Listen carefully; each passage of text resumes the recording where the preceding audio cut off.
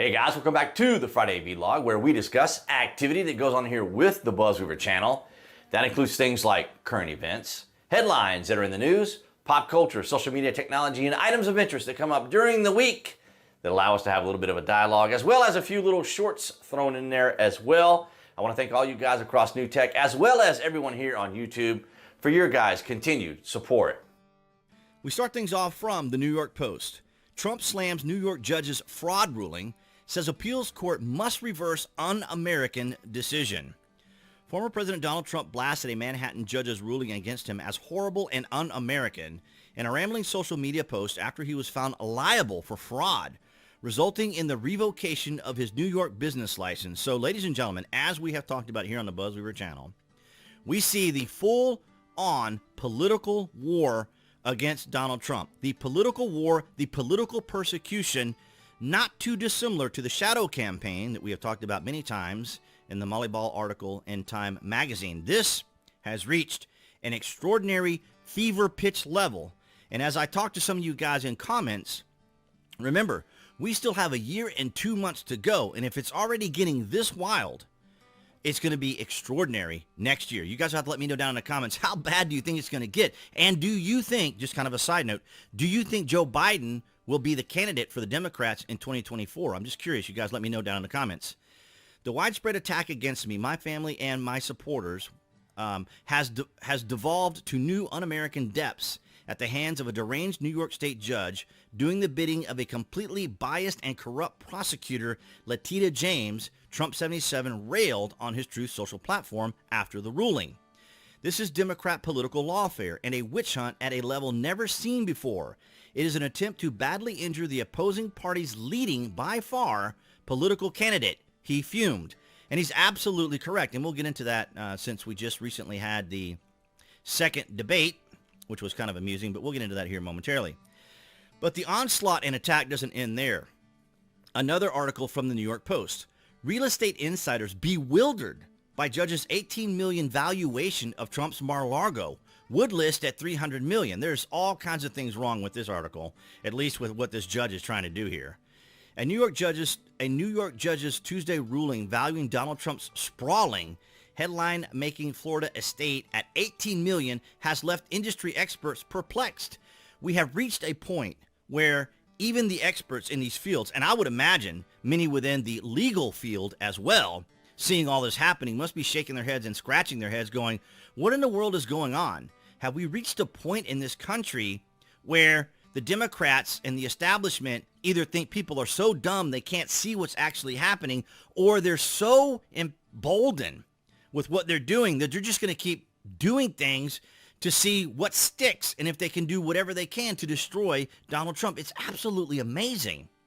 In his verdict, Manhattan Supreme Court Justice Arthur Engoron delivered a bombshell ruling that the former president committed fraud by inflating the value of his wealth, with details including the monetary value associated with MarALago in Palm Beach. $18 million? You got to be kidding me. We'll get into that in a second. This decision, which came down without a jury, has sent shockwaves through political and real estate circles, especially that $18 million base value for the property. Donald Trump is not a man who's going to undervalue his property. And by the way, why is a judge in New York determining what happens on property and affairs in Florida? One prominent Palm Beach real estate broker speaking on the conditions of anonymity told the Post, it's utterly delusional to think that property is worth $18 million. And it's true, but these people are delusional. Let me just show you. Now, if you guys aren't familiar with Florida, Palm Beach area is absolutely amazing. And here's the club for MarALago on this property. And it's in a prime real estate area.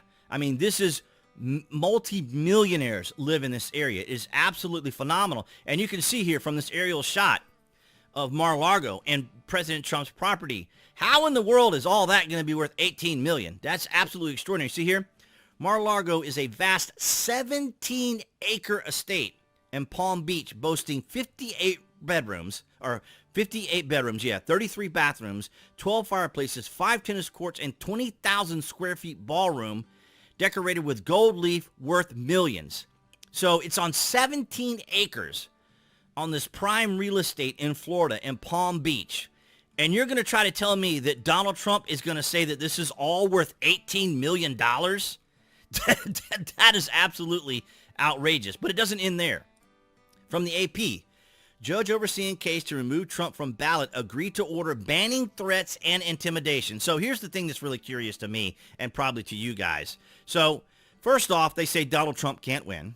Second of all, they say Donald Trump doesn't have any kind of influence or ability to cause anyone to do anything, although it's actually the inverse of that. They think that whatever Donald Trump does will do something. So if he's not going to win, he has no influence. No one wants to listen to him. No one's paying attention to him. They think he's a goofball. Why in the world are they resorting to this measure? See, the Colorado judge overseeing the first significant lawsuit to bar former President Donald Trump from the state's 2024 presidential ballot. Oh, but there's democracy for you. Nothing says democracy in the United States than politically persecuting your opponent so that he can't be on the ballot. On Friday, issued a protective order prohibiting threats and intimidation in the case, saying the safety of those involved, including herself and her staff, was necessary as the groundbreaking litigation moves forward. Excuse me. So she's meaning to tell us, as the Democrats try to tell us, that Trump can't win. He has no influence. No one listens to him. You know, he's an outsider. He's this, he's that, and the other. And yet, here they are suggesting that they're going to have to place a gag on him because they're concerned about something he may say may alert or trigger his base, as it were. It's absolutely extraordinary. But to kind of tone things down, give you a little bit of humor for this Friday, I thought this was kind of amusing from the Daily Mail.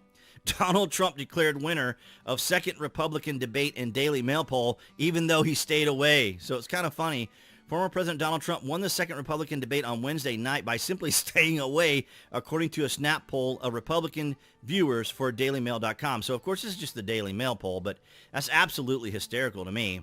Who was the real winner of the second presidential debate? And there he is, Donald Trump. Huge leading there, and he wasn't even there. And then Vivek Ramaswamy, and then Ron DeSantis did kind of well.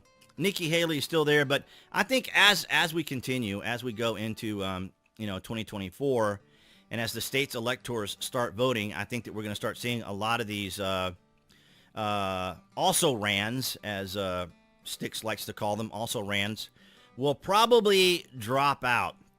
But nonetheless, it is absolutely extraordinary. The links, the measures, the accusations, the lawsuits, the indictments that they're using against Donald Trump is absolutely spectacular. And as we have mentioned here, we still have a year and 2 months to go. But I would love to get your thoughts down in the comments below. What do you think is happening here?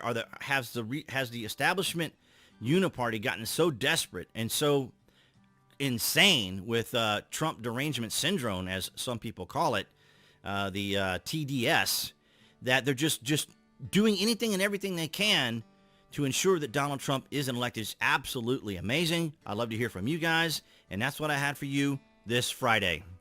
All right, guys, so that's going to wrap it up for this Friday vlog. Thank you for the likes, the shares, and the comments. As well as below this video, you can find the various influencer links from Amazon. So if you have Prime or order frequently from Amazon, by all means, use those links, as it does help out the channel. I want to thank all of you guys from BitChute, Rumble, and Odyssey for your guys' continued support. All these, obviously, all my connections there through New Tech. And of course, here on YouTube, you guys have been amazing. As a matter of fact, if you're on YouTube, that would be the channel icon appearing there on the screen for you guys to click on to subscribe if you haven't already, and why not? As well as to select notifications. That way you know when there's content here on the channel. And I'll see all you guys behind the Galaxy phone camera next week.